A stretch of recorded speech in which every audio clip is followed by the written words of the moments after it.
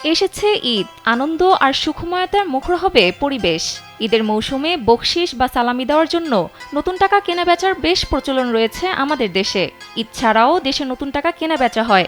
বেশিরভাগ মানুষ ঈদে ছোটদের সালামি দেওয়ার জন্য নতুন নোট কিনে থাকেন।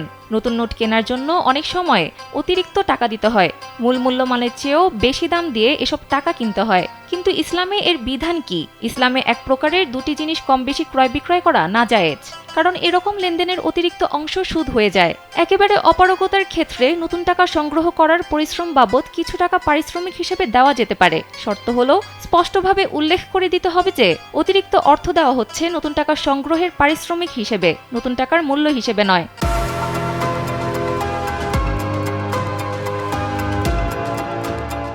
কিন্তু একান্ত প্রয়োজন ছাড়া এরকম লেনদেন থেকে বিরত থাকা উচিত। সাধারণত সরকারি ব্যাংকগুলো থেকে অতিরিক্ত মূল্য ছাড়াই নতুন টাকা সংগ্রহ করা যায়। তাই নতুন টাকার জন্য এরকম সুদি ও সন্দেহপূর্ণ লেনদেনে জড়িত হওয়ার কোনো যুক্তি নেই।